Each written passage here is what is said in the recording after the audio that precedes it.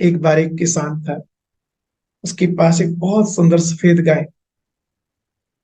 उसका बहुत अच्छे से पालन पोषण करता, टाइम पे खिलाता पिलाता।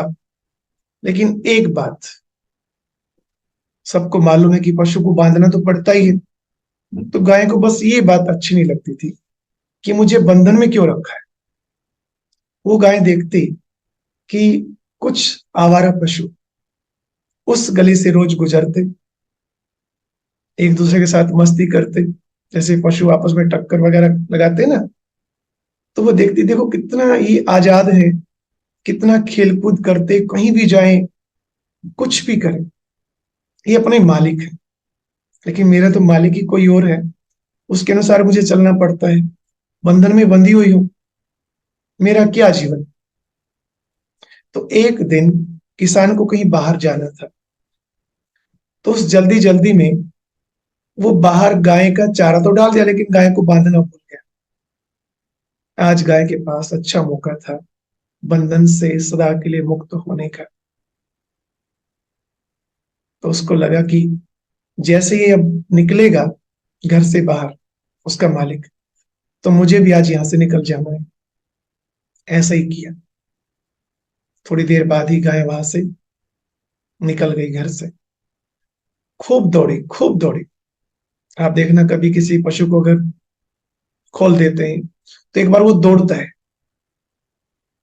तो गाय को बड़ी खुशी हो रही थी कि आज तो मैं आजाद हूं, जहां मर्जी जाऊं। बहुत दूर निकल गई। कुछ देर बाद भूख भी लगनी थी, तो किसी खेत में गई और उसने देखा कि बहुत चारा, देखो कितना, कुछ भी खाऊं। ऐसा सोच के किसी खेत के अंदर घुस गई।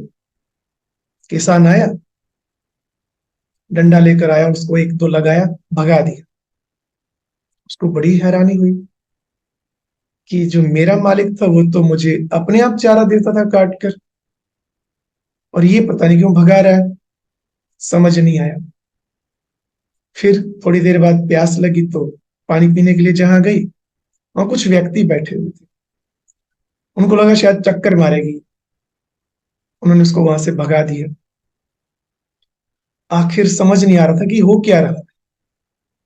कहाँ तो इतना प्यार मुझे मिल रहा था, और कहाँ सब यहाँ वहां से भगा रहे हैं। न खाने देते, न पीने देते, न छाया में बैठने देते। क्या करूं।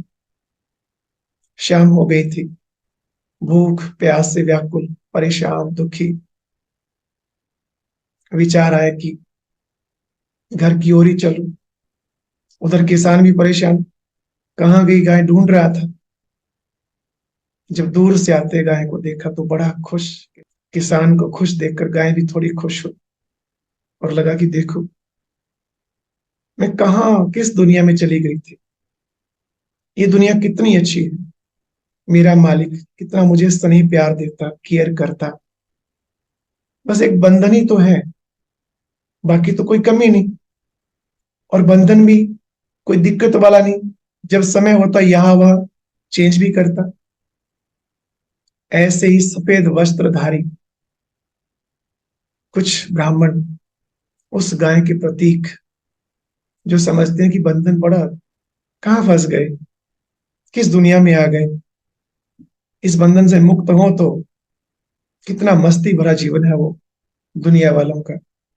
कुछ दिन पहले ही इस विषय पर चर्चा हुई थी कि किसी को दुख नहीं देना, नाराज नहीं करना। तो वो क्लास सुनकर कई भाई बहनों के फोन आए, पूछ रहे थे कि एक तरफ तो बाबा कहते हैं दुख ना दो, और दूसरी तरफ बाबा के नियम मर्यादाएं ऐसी हैं, अगर उनको फॉलो करते हैं तो सामने वाला दुखी होता ही है। सबसे पहले तो प्योरिटी ऐसी है, इस पर झगड़े होते हैं, सामने वाला नाराज भी होता है अगर ज्ञान में नहीं है तो।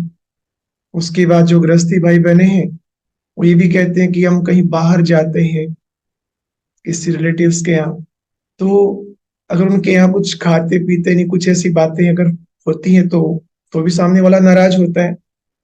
तो क्या करें। एक बार एक विधायक मित्र हैं, वो बता रहा था कि जब प्रचार प्रसार करने के लिए जब जाना होता है इलेक्शन के टाइम पे, तो जहां भी जाते वही चाय, वही चाय, 100 चाय पीनी पड़ जाती कई बार। कई बार बचाव भी करते, साथी को दे देते, लेकिन कब तक?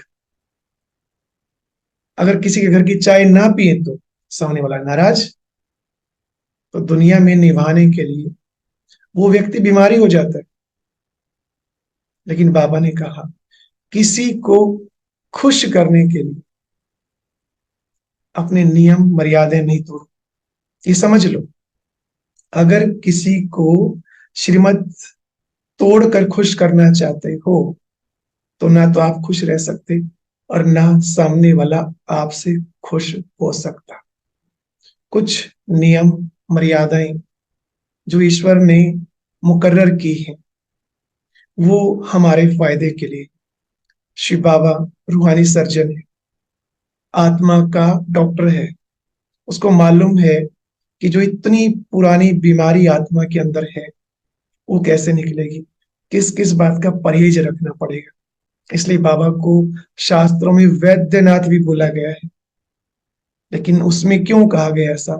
शरीर की बात नहीं थी, वो आत्मा की बात थी। बाबा आत्मा की पुराने से पुरानी बीमारी को भी खत्म कर देते हैं। धारणाओं को अगर आप समझते हैं कि बोझ है, मर्यादाओं को समझते हैं कि बड़ा कठिन है, तो जरूर कहीं ना कहीं अभी ज्ञान को पूरा नहीं समझा है। यह योग कम, शक्ति कम। ओम शांति। ये एक प्रेरणादायक वीडियो है, जरूर देखें, कोई भी मिस ना करे।